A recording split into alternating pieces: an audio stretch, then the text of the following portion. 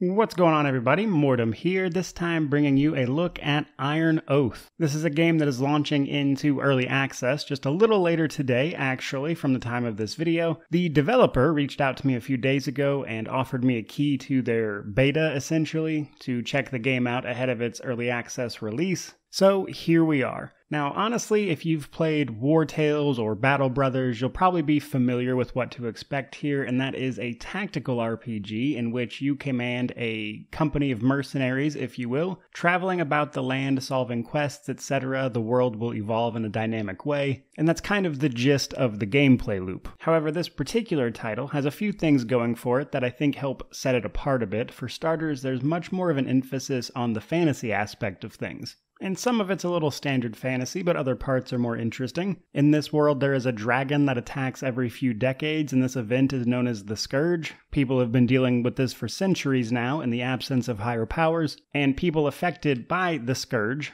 turn into blighted monstrosities, known as the Blighted. And this event has just kind of become part of life, in a way. And in addition to those things, we see more fantastical creatures, such as demons, the undead, etc. And that, combined with the sort of pixel art look that they're going for, I think makes the game pretty unique and interesting in a way. That said, combat-wise, it is a tactical RPG, so you're going to be leading a group of 4 people into battle, though you can have more people in general with you, depending on how many you hire in town, etc. But 4 people in your party at any given time, and you'll run through dungeons, etc., as you complete missions for various towns. Now, a lot of this is dynamic. However, there is a story that kind of unfolds, it would appear, at least in early access. There is the broader narrative about the dragon and everything, and then there is a more personal story being told about your specific group of mercenaries, if you will. So there are some story elements to it. And then I didn't get a chance to experience this much, but they say that the world itself is supposed to be dynamic in that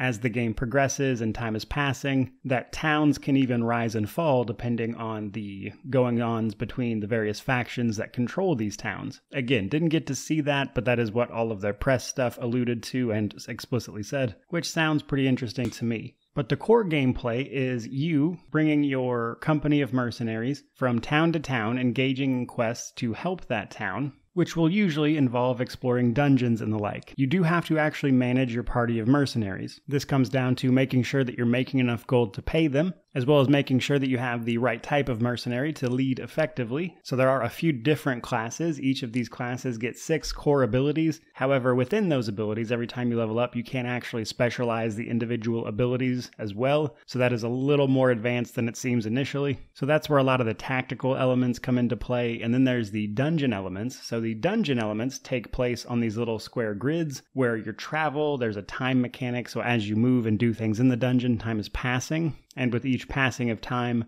certain effects and modifiers will be added to the dungeon to kind of mix things up a little bit. Now, honestly, I don't have too much more to say on the title without giving a more deep dive approach, but ultimately the game's in early access, so things are subject to change a little bit. But what I had available to me and what I played were a lot of fun, and I always enjoy highlighting indie titles on the channel, as I don't think they get enough recognition in a lot of cases. And let's be honest, this is pretty much the exact type of game I cover on this channel like 90% of the time, so here we are. But with all of that said, guys, I really do hope you enjoyed the video. Let me know if you decide to check out the game down below. Let me know what you think about it. But regardless of any of that, truly, thank you guys so much for watching. May you wander in wisdom and have an amazing day.